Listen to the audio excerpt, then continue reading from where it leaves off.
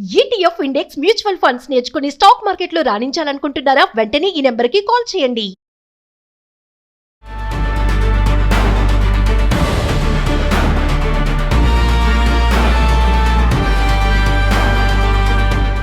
Suman TV ప్రేక్షకులకు నమస్కారం.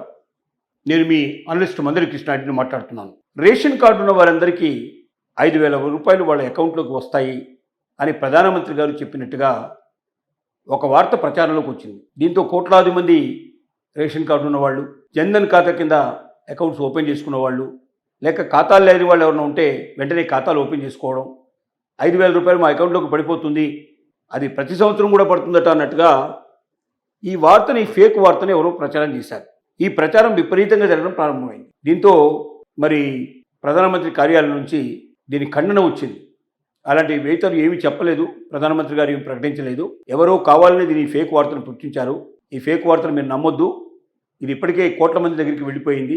ప్రతి ఒక్కరూ డబ్బులు పురుగా వస్తాయంటే ఎవరికైనా ఆశే కదా. 5,000 రూపాయలు నాకు అకౌంట్లోకి వచ్చి పడతాయంటే మరి ఎవరైతే కింది అంటే బాగా కష్టాల్లో కన్నీళ్ళలో ఉన్నారో, పేదవాళ్ళు ఉన్నారో, బాధలు పడుతున్నారో అలాంటి వాళ్ళకు ఒక 5,000 రూపాయలు ఎక్స్ట్రా వచ్చినా కూడా వాళ్ళు అర్థపడరు.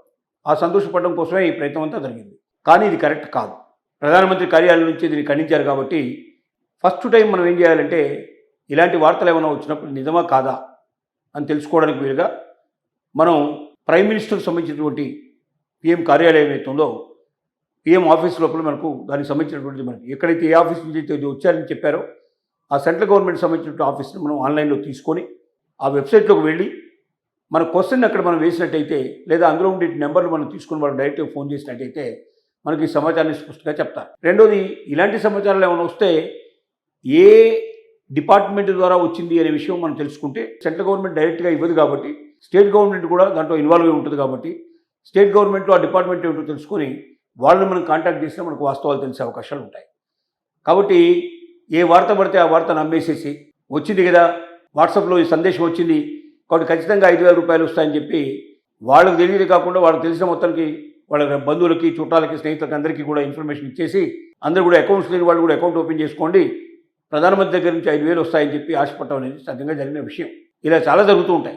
కాబట్టి వార్త కరెక్టా కాదా అని కన్ఫర్మ్ చేసుకోకుండా మనం ఎట్టి పరిస్థితుల్లో కూడా ఇతరులకు ఆ వార్త చెప్పడానికి మనం ప్రయత్నం చేయకూడదు. ఇలాంటి లాభదాయకమైన విషయాలు ఏవైతే ఉంటాయో 5,000 వస్తాయి, 50,000 వస్తాయి, 1,00,000 రూపాయలు వస్తాయి, 10 లక్షలు వస్తుంది, 25 లక్షలు వస్తాయని చెప్తే అది ఎంతవరకు కరెక్ట్? వాళ్ళు ఏ డిపార్ట్మెంట్ గురించి ఆ మాట చెప్తున్నారు, ఆ డిపార్ట్మెంట్కి సంబంధించినటువంటి ఫోన్ చేసి మనం వాస్తవాలు తెలుసుకోవచ్చు. లేదా మూలాలకు వెళితే మూలాల గురించి కూడా తెలుసుకునే అవకాశం ఉంది. వాళ్ళ ఆన్లైన్లో ప్రతి ఒక్కటి అవైలబిలిటీ ఉంది. కాబట్టి చదువుకున్న వాళ్ళందరూ కూడా తప్పనిసరిగా దీన్ని దృష్టిలో పెట్టుకోవాల్సిన అవసరం ఉంది.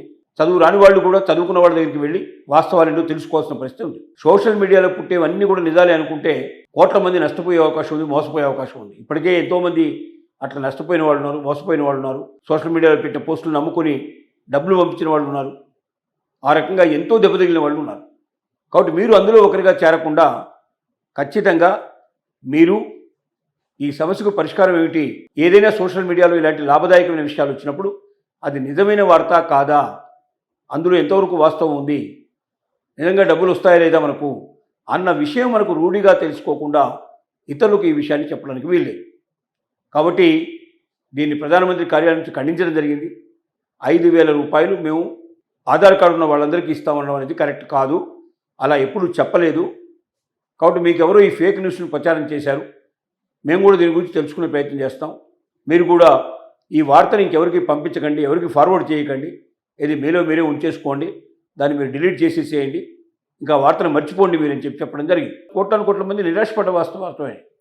ఎందుకంటే వాళ్ళ ఫ్రెండ్స్ ద్వారా, రిలేటివ్స్ ద్వారా విషయాన్ని తెలుసుకొని వాళ్ళు కూడా ఇంకా చాలామందికి చెప్పారు ఈ విషయాన్ని. కానీ ఇప్పుడు సడన్గా అలా డబ్బులు ఏమి రావడం లేదు, 5,000 రూపాయలు మన అకౌంట్లోకి వచ్చి పడవు అనేటువంటి వార్త చాలామందిని బాధ పెట్టేట్టు పరిస్థితి ఏర్పడింది. కొంతమంది దీనికోసమే ప్రత్యేకంగా అకౌంట్లు ఓపెన్ చేసుకుని కూర్చున్న వాళ్ళు ఉన్నారు. వాళ్ళకి ఎవరికి కూడా డబ్బులు వచ్చే అవకాశం లేదనేది చాలా స్పష్టంగా ప్రధానమంత్రి కార్యాలయం తెలియజేసింది. భవిష్యత్తులో ఎప్పుడైనా సరే ఇలాంటి పరిస్థితులు ఏర్పడితే, ఎవరైనా మీకు ఏదైనా ఫేక్ న్యూస్ పెడితే, న్యూస్ ఏదైనా పెడితే డబ్బులు వస్తాయి, మీరు ఏమి అనకుండానే, అడగకుండానే, మీకేం తెలియకుండానే, మీరేమి అప్లై చేయకుండానే మీ అకౌంట్లోకి డబ్బులు వచ్చి పడతాయి అని ఎవరైనా ప్రచారం చేస్తే మీరు నమ్మడానికి వీల్లేదు. అలా 99% రావు. ఒకవేళ ఏదైనా మహిళలకు సంబంధించినటువంటి ఏదైనా ఇది ఉందనుకోండి, వాళ్ళకి డ్వాక్రా మహిళలు ఉన్నారు. డ్వాక్రా మహిళల వాళ్ళకి సంబంధించిన అకౌంట్స్ ఉంటాయి. వాళ్ళ అకౌంట్స్కి ఎలా వస్తాయి? వాళ్ళు అప్లై చేసుకొని మాకు ఇంత లోన్ కావాలని అడిగితే లోన్ ఇస్తుంది గవర్నమెంట్. లోన్తో పాటుగా సబ్సిడీ ఇచ్చే అవకాశాలు ఉన్నాయి. కానీ ఏమీ అప్లై చేయకుండా, ఏమీ అడగకుండా డైరెక్ట్గా ప్రధానమంత్రి కార్యాలయం నుంచి మీ యొక్క అకౌంట్లోకి 5,000 రూపాయలు వస్తాయని చెప్పంటే దాన్ని నమ్మి మళ్ళీ వీళ్ళ ఫ్రెండ్స్కి, వీళ్ళ రిలేటివ్స్కి అందరికీ చెప్పి అలా లక్షల అకౌంట్స్ కొత్తగా అకౌంట్ ఓపెన్ అయ్యి వెయిట్ చేసిన పరిస్థితుల్లో నిరాశతో చాలామంది బాధపడే అవకాశం ఉంది. 5,000 రూపాయలే కాబట్టి తట్టుకోగలుగుతారు.